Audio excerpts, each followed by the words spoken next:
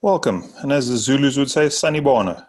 Thank you for allowing me the time to tell you about my passion, that being Africa, and at the same time provide you with a little bit of tips and attention to pay on your safari planning that'll make life a little bit easier and more enjoyable on a once-in-a-lifetime journey. Well, just a little bit of background on myself and my wife. My name is Mark, and my wife is Poldy. Most of you have met us at one or the other travel shows in New York, Chicago.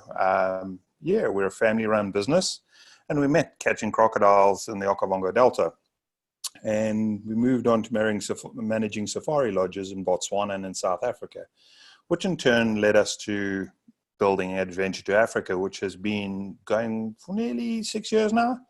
My family was one of the early settlers in South Africa, going my mom's side Dutch and my dad's side British. But yes, I grew up in Zululand near Durban, and my first language, which is Zulu, which is quite ironic.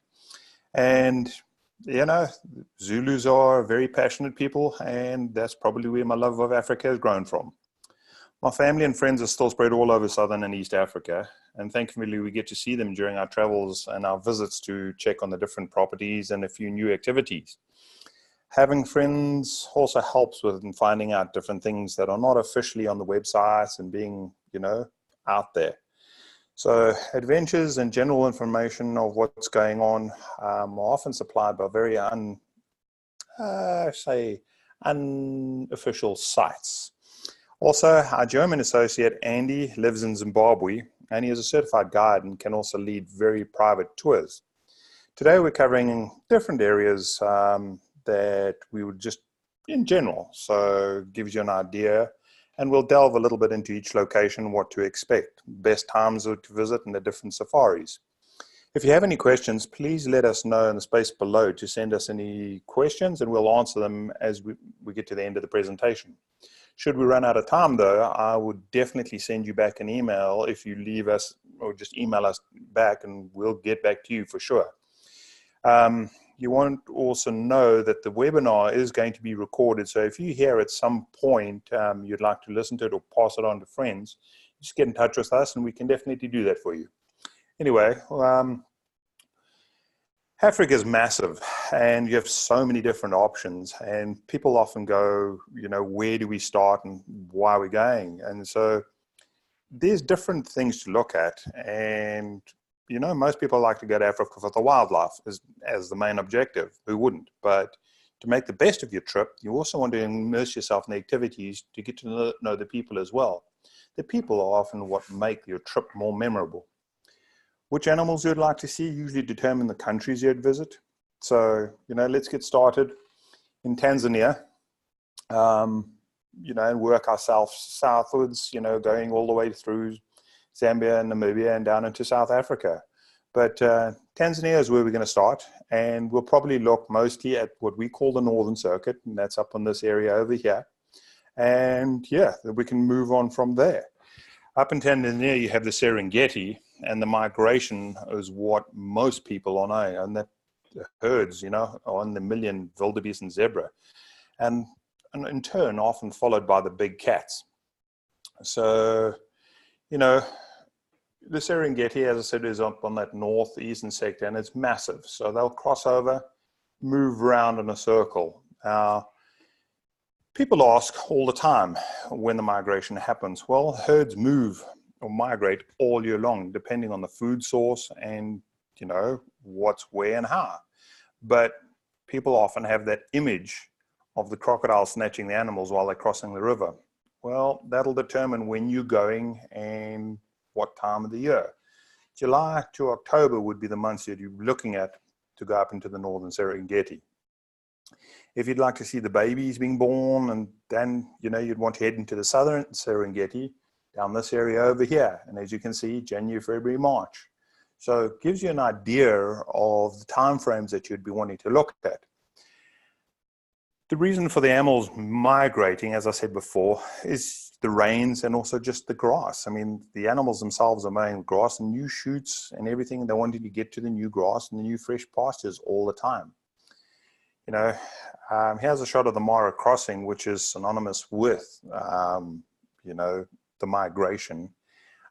but it's a very narrow window that you're looking at. And if you can see it from the Kenyan side, but it's so much more crowded, and there's a lot of minivans. And yes, look, I'm not saying Tanzania is not crowded. It can be. So, but Kenya is a lot more crowded than you'd believe. A highlight of the Central Serengeti is the climbing tree lines. You know, people say, oh, you'll be safe up in a tree. Well, here's a picture showing you a very full belly.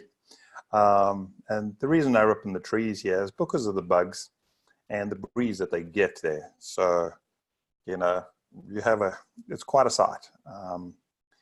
In true cat fashion, they'll sleep all day, and when the sun sets, they start hunting. It's an unbelievable sight. Not to be missed, though, is also the Ngorongoro crater.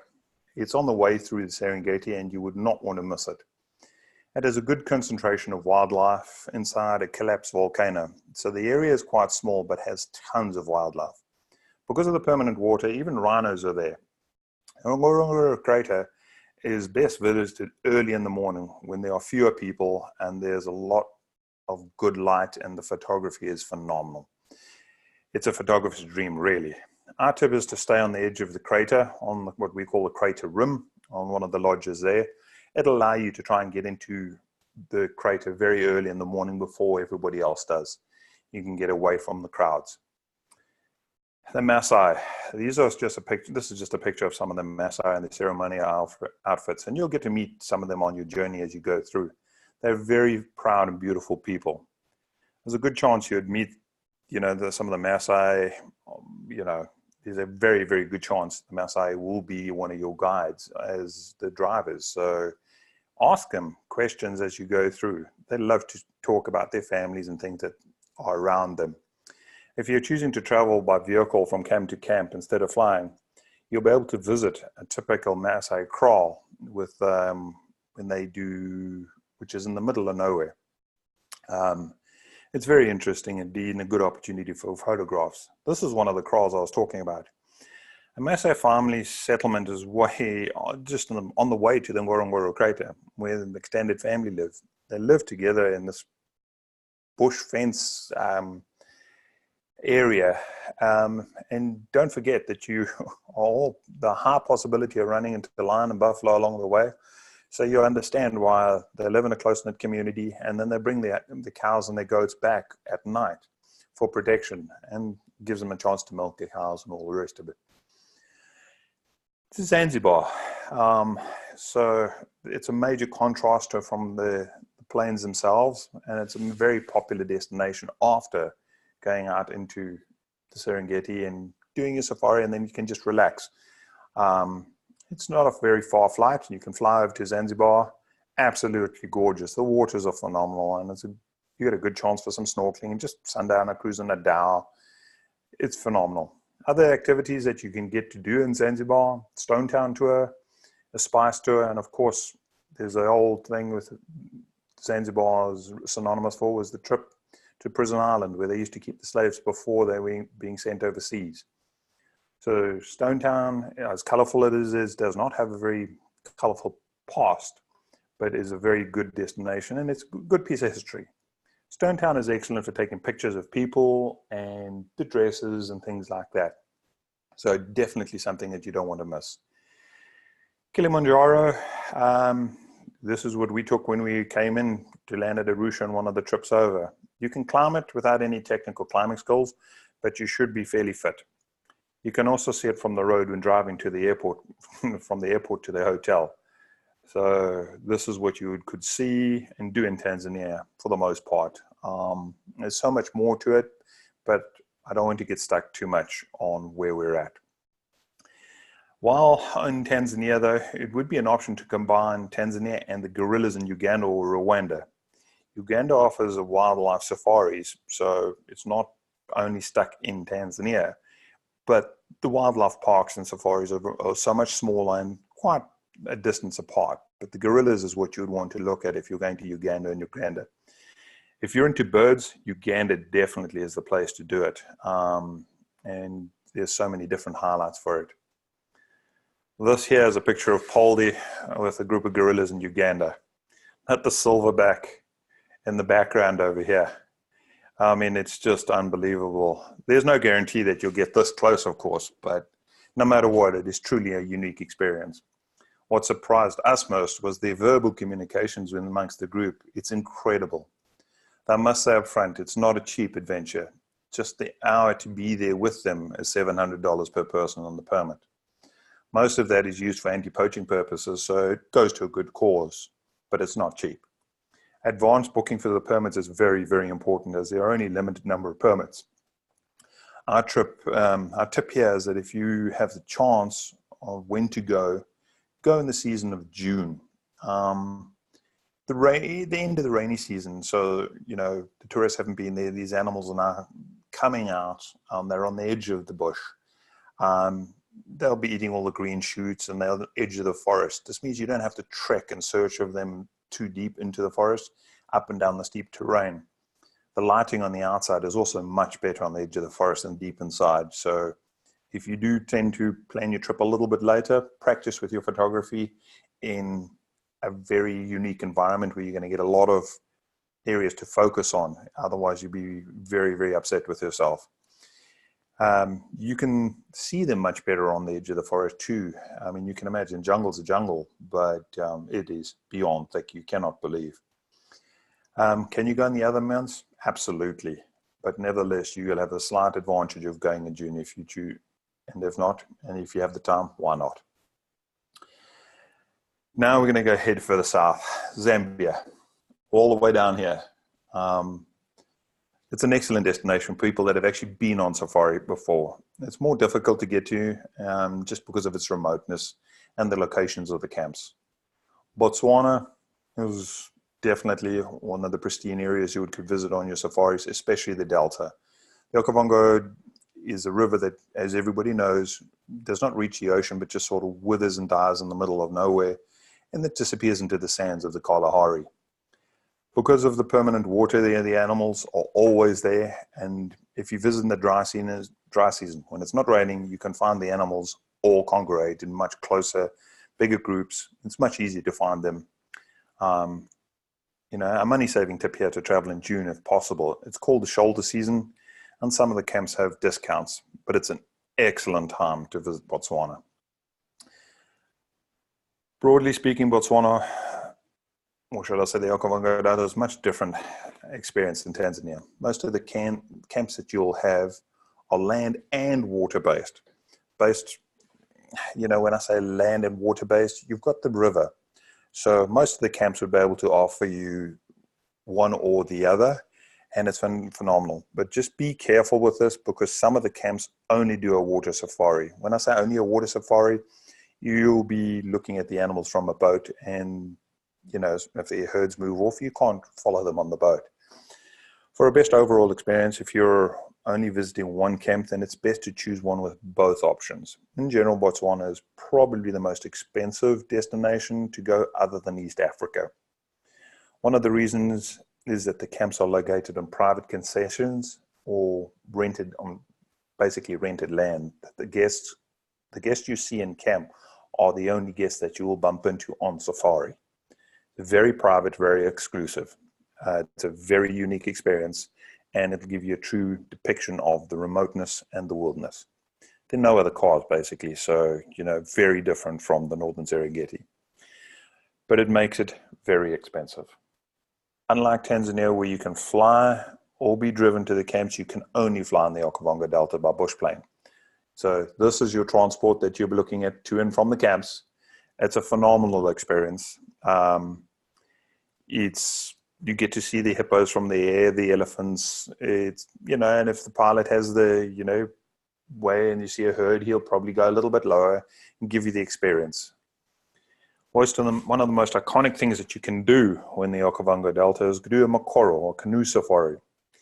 With the being poled along here, as you can see with the guide at the back here, the water is not very deep, but you glide very silently through the water, and you've only got the animal sounds with you and the clicking of your camera.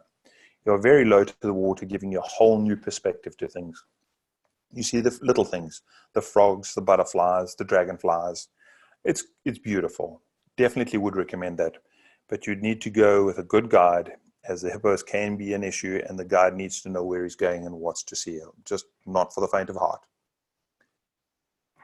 Or you have the option to go with the motorboat, which is, a lot of people opt for this because you can have a good sundowner in the afternoon, and the sunsets on the water are phenomenal. It's well worth it. Also, you're more likely to see the elephants come to the water in the afternoon than in the morning. So a tip on this, if you have the choice, opt for an afternoon on the water rather than a morning. The mornings are best on the drives. Our tip one in Botswana, if you have the time, continue on to Vic Falls. It's not far. The surrounding area of Victoria Falls actually goes into Botswana. The area around Victoria Falls has a more feel of deeper Africa to it. And you can also do a Zambezi River cruise, watching elephants come down to drink on the water again, whilst you're in the sunsets. Absolutely amazing. Our tip, to really get the feel of the falls, see the width, the flat river descending over the 5,600 foot long distance of the falls into the deep gorge below and continue down into that narrow little bit below. Do it from the air. And of course, you just see that spray from a million miles away. The flight is about 12 minutes and it's about $150. The falls are best when the water is in good flow, and it's from February to June. Right now, well, a couple of months ago, there was actually quite a drought. So if you look at some of the pictures, the falls were pretty bad. Right now the water is flowing again and it's looking pretty good. It's not as impressive when the water is low, but you can still get the feel of it. So don't set your whole heart on going to the falls being the trip, and base the rest around it. If the falls are flowing, great. If not, just enjoy the sight. So best time for Botswana for safari and Victoria Falls would probably be June. In addition, some of the great camps do not charge a single supplement in June. I would also recommend a village where you are invited into someone's home and meet the chief. This kind of encounter gets you to really see how people are living, and you get an opportunity to ask questions and chat with them. It also puts money into the village's pockets, who really need your help. There are no local people living in the Delta itself, or much, you can understand why when you see it. So Victoria Falls would be the place to do that. By sightseeing the wildlife, to really get to see how people are living and being able to ask questions and chat, impress the people, it impresses upon the people the most that you show interest. By the way, when we are always encourage our guests to chat with the staff in the camps, ask them how many kids they have. If they go to church, how many do, how old they are. We Africans, we love to chat about our families, especially our kids. So don't be shy. Regardless of which country you go to, the typical schedule will be woken up early in the morning with coffee, a quick breakfast, fairly early, it's about 6, then go on safari. Because it's early in the morning, the animals are most active to hunt for food, and it's just generally a lot cooler. Then you come back for an early lunch and take a rest or siesta and just chill around camp. Have an afternoon tea break and go back on safari until dark. And after dark, depending on where you are and what camps you're allowed, you might do a night drive on the way home, as determined by the national parks.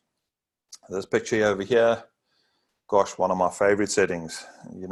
It's a sundowner, taking a break from driving around and just enjoying the sounds of the bush. It's phenomenal. It's just taking time, as we say, smell the roses, but here you're smelling Africa. In the foreground of this here, these are hippos if you just hadn't seen them before. So yep, you're pretty close to everything and you can definitely enjoy it. Regardless of the seasons, this particular picture as you're seeing here is the rainy season and we were on the edge of it and got caught. So yep, this is Poldy and we got good and properly stuck. The rainy season in Tanzania, April, May. And limits the safaris that time of the year because you don't want to get stuck while you're driving. You spend more time digging yourself out than anything else. So instead of driving in search of the wildlife, you and your guide will be digging out here, unless you don't mind digging and you don't want to see the animals. As for Botswana, May through October is the best time to go because this is a dry season. This means that the leaves have fallen off the trees and you get to be able to see deeper into the bush and find the animals. Also in dry season, the animals come to the water holes or to the river in this case, so you can always find them around there.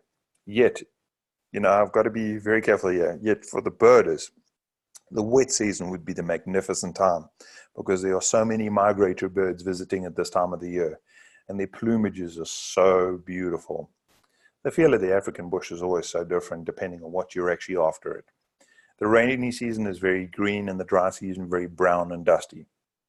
You might be interested in knowing that the vehicle that you see in the picture with Poldy is actually owned by the guide. He leases that vehicle back to the safari company. He's a very experienced guide, and he worked for many years towards this. He basically puts his two children through school in Kenya. He's a true success story, basically the long and the short of it. Hardworking man, and just a phenomenal person. We always pick our lodges and our guides depending on, do they help the community? Do they work with the community in just different ways? Remember that you should ever go on safari, some of your money will go back to the local community. So in a way, you're actually indirectly supporting them, which is phenomenal. It's a good point for us.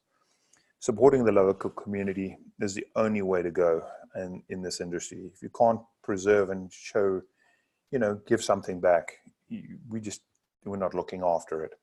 Also, it protects the animals, and they realize that you're coming to see them, and this gives them a job, and it's actually paid for his kids through school. So we donate to organizations that provide meals and books and schools. And, if you have recommendations, we also would love to listen to those. Kalmar Beat is just, I'm a bit of a bird lover myself. This has taken the Okavango Delta, just magnificent. On the western side of southern Africa, you have Namibia.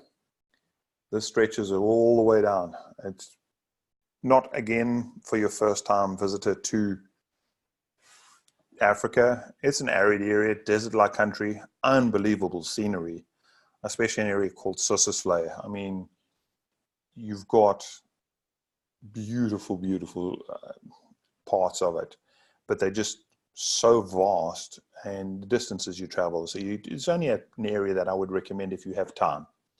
It's a more specialized country, although it does have the Etosha Pan in the north with animals for people to expect when they go on safari.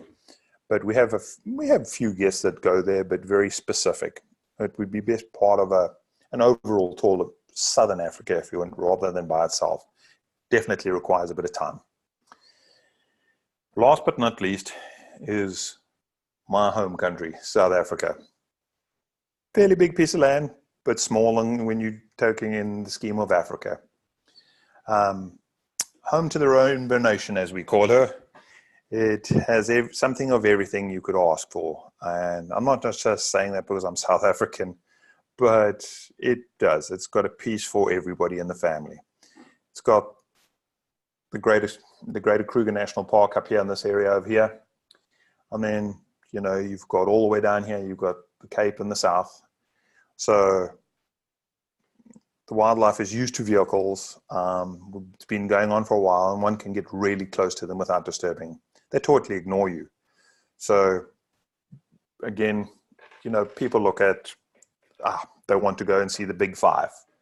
Now, the big five is not necessarily that they're the biggest animals. Of course, you've got the old, lion and leopard over here, not too very big, but, they were classified as to how dangerous they were. That's the big five. Now, it's, you've also got Cape Town, one of the most iconic cities in the world, really.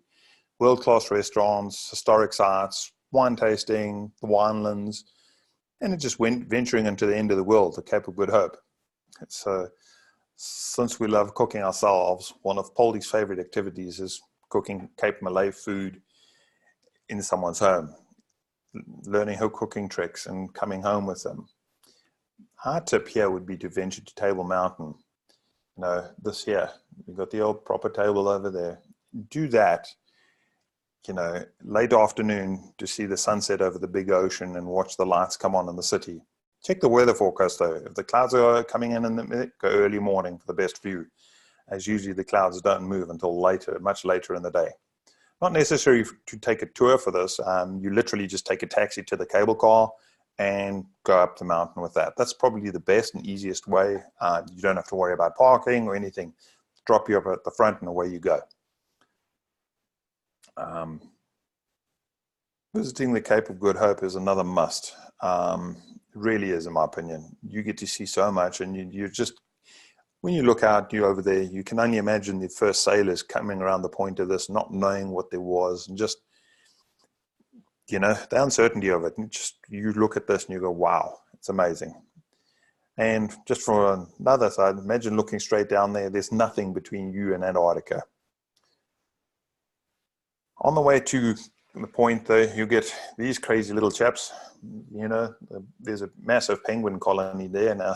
Yes, we do have penguins in Cape Town, and they have a very unique name to them, and I'm being serious here. So they're actually called the jackass penguin just because of the sounds they make. So they are quite cute and comical, so you'll have a good laugh when you see them.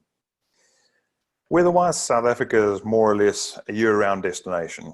Whilst December and January can be really hot and humid, it is possible to stay at safari lodges with air conditioning. And in winter, you know, you've got everything all the way around. Yes, you need some heat at night. So believe it or not, we do get cold in South Africa. It does get a little chilly. Wildlife sightings are good all year round, and no real discounts are offered, unfortunately. Public holidays such as Christmas are more expensive, but I suppose that's like that anywhere. Our tip, if you're planning to travel to Cape Town as well, take a flight directly to Cape Town. Don't even stay in Johannesburg, go straight to Cape Town. It's far less hassles than going through Joburg, and you can get rid of your jet lag by going to Cape Town, spending some time there, just getting to know the lay of the land, and you'll get your clock onto African time. And that way around, you can enjoy your safari when you go there, because you're going to have some pretty early mornings. This picture over here is a young inquisitive male. He's just starting with his mane. He's cute, inquisitive. My wife still laughs at me when she says I say lions are cute. But anyway, now into different styles of accommodation that you can choose from. We use the word tent pretty loosely. You know, it's nothing like you and I know a camping tent to be. These are quite elaborate. And as you can see by this picture over here, this is, you know, a typical safari tent. It has a full-blown room, but just with canvas walls instead of your cement walls or, you know, double walls like we have. Quite fancy and comfortable, but the advantage is you can hear the animals so much better at night, and it always gives you a more traditional safari-like experience. Highly recommended. This is a must. If you know, I would highly, highly, highly recommend this. This particular tent here is a style that you would see in Tanzania. And this one here that you see here is not as fancy as the first one. That's what we call our mobile safaris. When I say mobile, they keep in touch with the migration. So as the migration moves, they'll move with it, and they'll pack up everything and relocate the whole camp. So as you can see, the furniture isn't that elaborate, isn't that heavy. So everything gets packed up and moved every couple of months. So the furniture has to be lightweight, you know, no much extras in terms of curtains and stuff. One thing to keep in mind though, is that on these mobile safaris, and most safari tents in Tanzania come with what we call a safari shower, unless you choose the standard building, you know, what we call a fixed safari lodge. They have, it's basically a bucket, as you can see over here, hung up on the outside, which they'll fill with water when you say you're wanting a shower, and the head goes through inside the tent. And that's your shower. I mean, it's pretty good, trust me. Toilets on both are either standard flushing showers or the eco toilets, but you do have them inside. This, as you can see here, is quite an elaborate lodge. It's in Sabi Sabi, in one of the Sabi Sands areas. It's a regular building style with all the amenities. You can see the picture here depicts much heavier furniture, different styles, things like that. So it's not going to move in a hurry. So it's quite a range that you can see. Now this just puts things out there totally differently. How would you like to be spending a night under the stars? You're safe, totally safe from predators, but you're really close to nature on this one. It's phenomenal. One of the most incredible experiences. This is a picture taken at one of the more moderately priced camps. It's also in Sabi Sands, so there are definitely many options out there. The key is to reserve early to have the best selection. Don't wait till the last minute. To give you an idea, one of the camps here, Arushula, sells out a year in advance because of its value for money. So plan your trip well in advance. Don't wait till the last minute. This is a breathtaking picture of a leopard that my son took. You can really feel the energy of the moment. If you're interested in a particular animal, you need to put that out there so the trip can be planned according to that. It'll take precedence of where you go. Sabi Sands in the south is famous for its leopards. Chobe National Park for its elephants. Rhinos in the Kruger. So all that needs to be taken into consideration. In-depth experiences can be walking safaris, a safari that pays special attention to birds. Some safari lodges are near villages and you can take a tour and go and visit the village and the school. It's all, it's interesting. It's phenomenal. Not all safari lodges have night drives, so please remember that. It just depends on where they're located and what are the limitations regards to the national parks. Some areas you can meet the Bushmen and learn how to make a fire with them, how they do it, take a walk, listen to what they're listening to. You can do cooking classes, wine tasting in South Africa, or a history lesson, or anything that's related down there. Really depends on your interests. It's very important to communicate this so that it can be considered and included in the planning of your trip. How many people would like to go on great white shark dive? Yep, I thought I might ask. I did say great white shark dive. It's available. It's not far from Cape Town, and it's a phenomenal experience, a true out-of-the-world experience. And, it's not far from Cape Town, so well worth looking. Tell me that doesn't get you. Meeting the children was such a rewarding occasion. Oh, it's just phenomenal.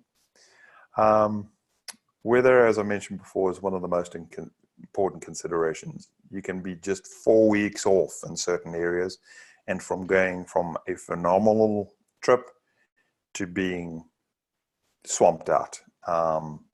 So be mindful of that. Except in South Africa, you can go there all year round. But other consideration to have when you get there, go on safari lodge. It's best, in Botswana, you'll fly. Bush plains, as I said, most of the camps they're very remote. No proper roads, so you automatically get a beautiful view from the air.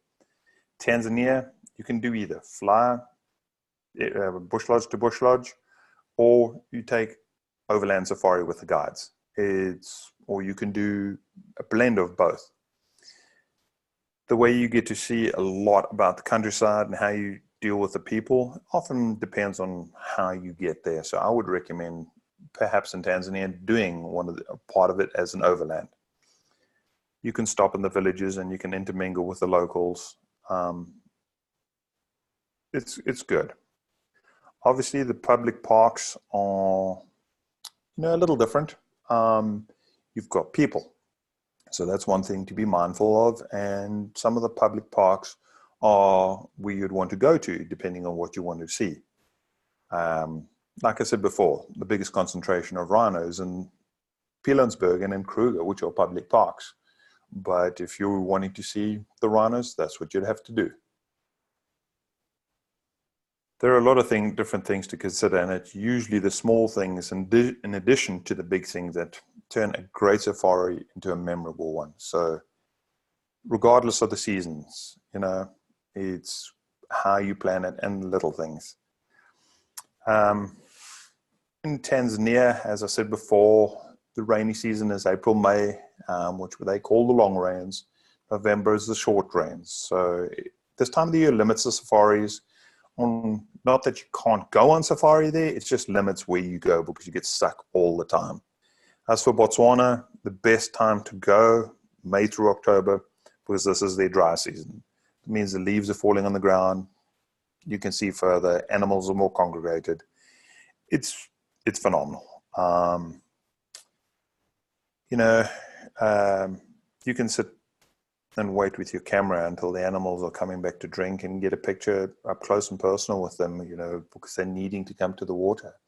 It's phenomenal. So, here's one of my favorite quotes from David Livingstone. It's pretty profound. I'm prepared to go anywhere, provided be forward. In our terms, if that means exploring, we're all in. And that's what Africa is perfect for. And now I'd like to take a bit of time to answer some of you who have written on already and answer a few questions if you don't mind. Sarah's question here, do we serve vegan food on safari camps? Yes, all the safari lodges, these days are able to adjust to dietary requirements. So no matter what you have, so long as it's given to us in advance, we can definitely notify the lodges and they'll be prepared for you when you come in. Thanks so much, Sarah. Neil asks, is it safe to sleep in the tent? As long as you're leaving the zipper open and you're inside the tent, you're perfectly safe. Don't go outside after dark. They'll give you your whole safety talk and everything. Don't walk around in the dark on your own. Don't leave your zipper open. The rangers will accompany you. It's perfectly safe. So, Neil, valid question. Tina,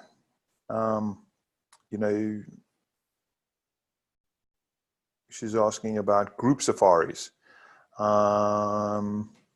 Yes, Tina, we do have group safaris. Sorry, it just took me a little time to get through that. Especially for doing the Tanzania circuit and Uganda. There are small groups that go through there. And it's also a good way to save money, especially on these trips here. The vehicles are holding up to 6 people. So if there's a group of you that wants to go together, we can definitely accommodate. We specialize in customizing the tours and making the journey fit to what your dates want. Thanks, Tina. Yes. John, do we book flights? John, we do book flights. Your flights in Africa, we would do that just because it's such a intricate affair in and around Africa, just trying to get everything to link together. So we do organize that part of it for you. We make the recommendations in terms of your international flights to and from. We recommend that you buy those because a lot of people want the miles on their credit cards. We do recommend, though, that you let us know if you're looking for your own flights so that we can coordinate and make sure, because of the time change, that your flights link up with ours. We'd hate for you to miss a day. Jean, can I choose which safari camp I want to visit? And will you pick me up at the airport? The answer is yes. When you're coming up with a trip and when you work with us on how and where you want to go and what time you want to go, once that's all established, we'll make sure that somebody's there to pick you up, have your name on it, and put you on to the right vehicle, and away you go. So you're looked after from start to finish. Again, thanks so much for joining us. And if I didn't get to any of your questions and haven't been answered yet, please make sure that you get them through to us in an email, and we'll be in touch very shortly via email. Again, thank you so much. And as we say back home with the Zulus, Yabonga, Thank you so much. Bye-bye.